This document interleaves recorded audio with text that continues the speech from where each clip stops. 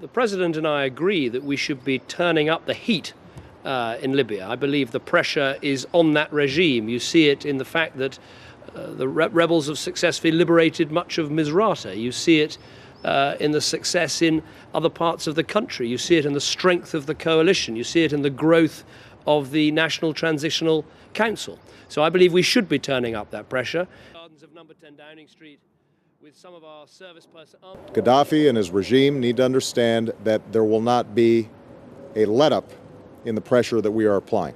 The Prime Minister has given an American president. We are strongly committed to seeing the job through, making sure that, at minimum, Gadhafi doesn't have the capacity to send in a bunch of thugs to murder innocent civilians and to threaten them. Elevate the changes in North Africa and the... I believe that we have built enough momentum that as long as we sustain the course that we're on, that he is ultimately going to step down. A moment in history to a turning point. David and I both agree that we cannot put boots on the ground in Libya. Thank you, Mr. Prime Minister. I am very pleased to be back.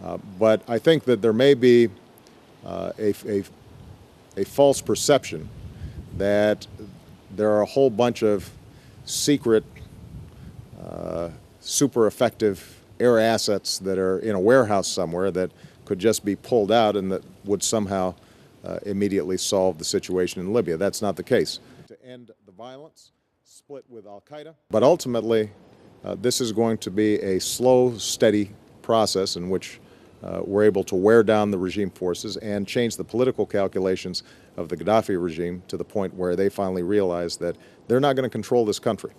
The Libyan people are going to control this country. Cooperation between Afghanistan and Pakistan on that front. We've been extraordinarily successful in avoiding significant civilian casualties. And that's been part of our goal. That's been part of our mission, is making sure that we are targeting regime forces in a way that does not result in enormous collateral damage. And that means we may have to sometimes be more patient than people would like. Resources within... I mean, I so agree that the two key things here are patience and persistence. That is what the alliance is demonstrating and needs to go on demonstrating. Could outline for us a little bit how your views on... What the United Nations is not going to be able to do is deliver a Palestinian state.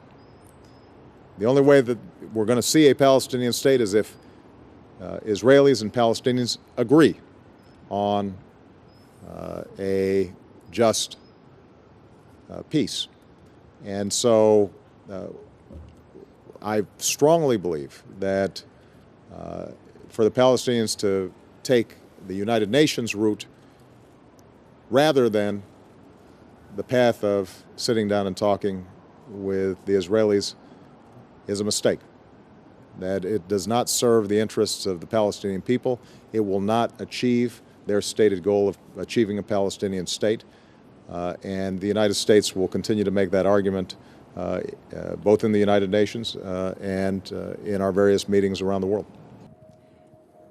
Thank you, Mr. We don't believe the time for making a decision about the UN resolution, there isn't even one there at the moment, is right yet. We want to discuss this within the European Union and try and maximize the leverage and pressure that the European Union can bring, frankly, on both sides to get this vital process moving. Just pick up on what David said about Ireland.